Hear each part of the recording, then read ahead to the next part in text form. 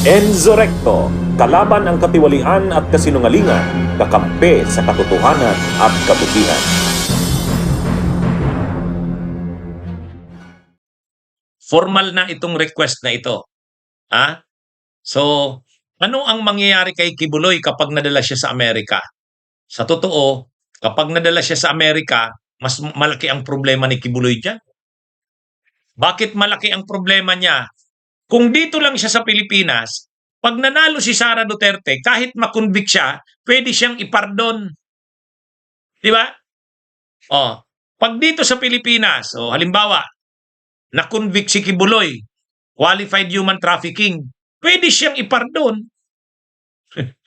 Di ba? Pwede siyang ipardon, mga kabunyog, mga kababayan, dito. Pero pag nadala na siya doon sa Amerika, wala nang kontrol ang Pilipinas. Kaya problema kapag na-extradite si Kibuloy. Problema yan. Kasi pag na-extradite siya, wala nang kontrol ang Pilipinas doon. Nandun na siya sa Amerika eh. Di ba? Di ba? Samantalang kung dito sa Pilipinas, kahit nandito siya sa Pilipinas, kahit makonvict pa siya, pwedeng pag nanalo si Sara, ipapardon. Ha? Pero pag nadala na siya sa Amerika, wala nang kontrol noon. Kahit manalo si Sara sa 2028, anong magagawa ni Sara kung manalo man siya?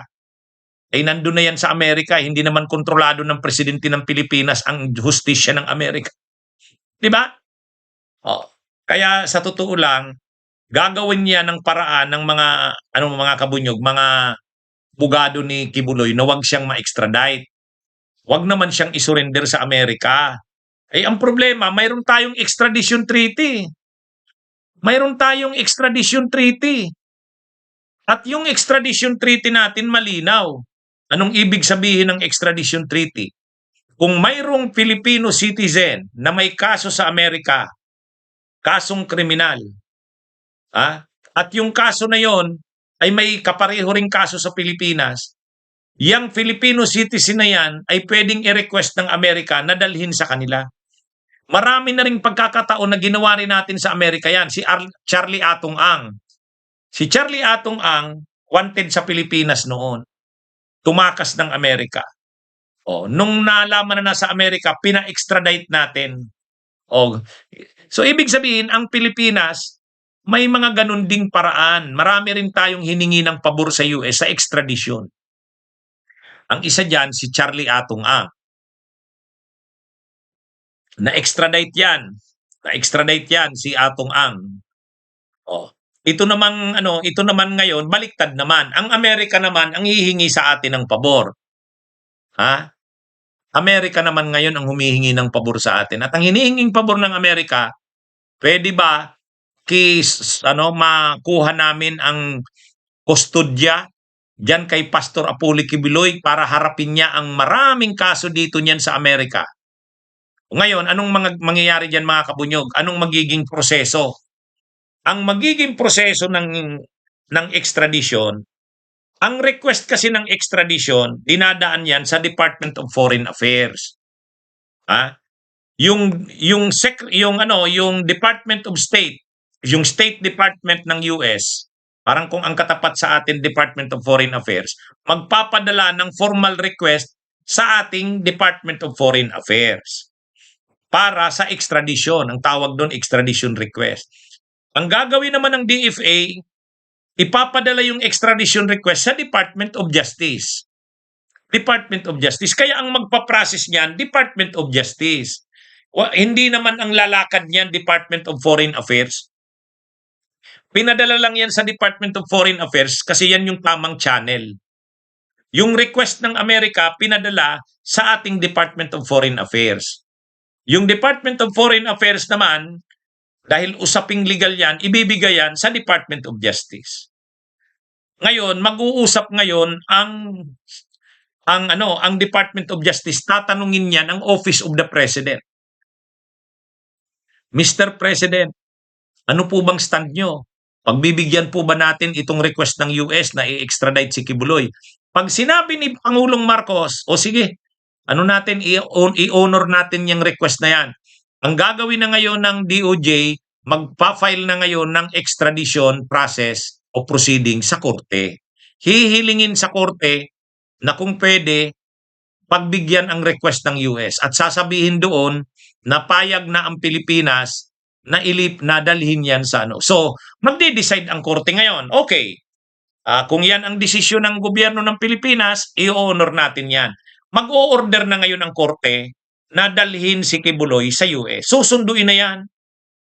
Susunduin na yan ng mga FBI. Yan ang proseso niyan, mga kabunyog. Extradition request yan. Mai-involve yan ang korte kasi sa bandang huli, korte ang magbibigay ng go signal. Alam naman natin sa atin, hindi naman pwedeng i-transfer yan sa Amerika nang walang order ang korte. Ano yan? Saka nasa korte na kasi ang kaso ni Kibuloy eh. Ano na ang mangyayari sa mga kaso dito ni Kibuloy? Matitigil yan.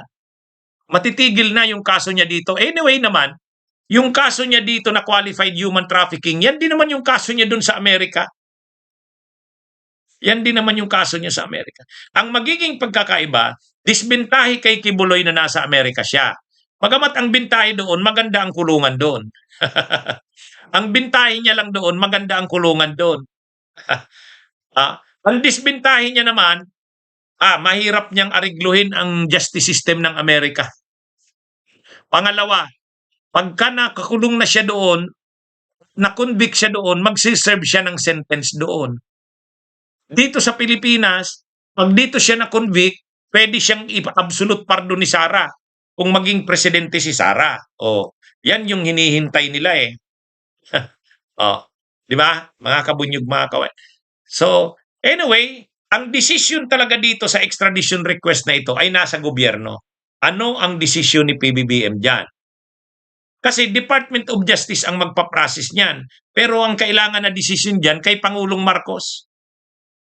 Pagbibigyan ba ang request ng Amerika? Mahirap namang hindi mo pagbigyan ang request ng Amerika.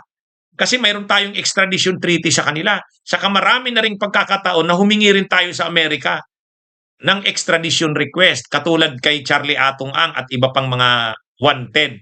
May mga Pilipinong nasa Amerika, nagtatago doon, wanted sa Pilipinas. In-extradite din yun ng Amerika. Pumayag ang Amerika doon. Tapos ngayon, sila naman ngayon ang ano? Ngayon, sila naman ngayon ang nagre-request. Okay, mga kabunyog, mga kabayan, yan po ang update tungkol dyan sa kaso ni Kibuloy at extradition request. Magandang araw sa inyong lahat. Bunyog, bunyog, halikan na kasama ka. Bunyog, kapag buklod ay may pag-asa. Luzon, Visayas, Mindanao, isa ang pananaw. Sa bagong Pilipinas ang bunyog isisigaw. Bunyog.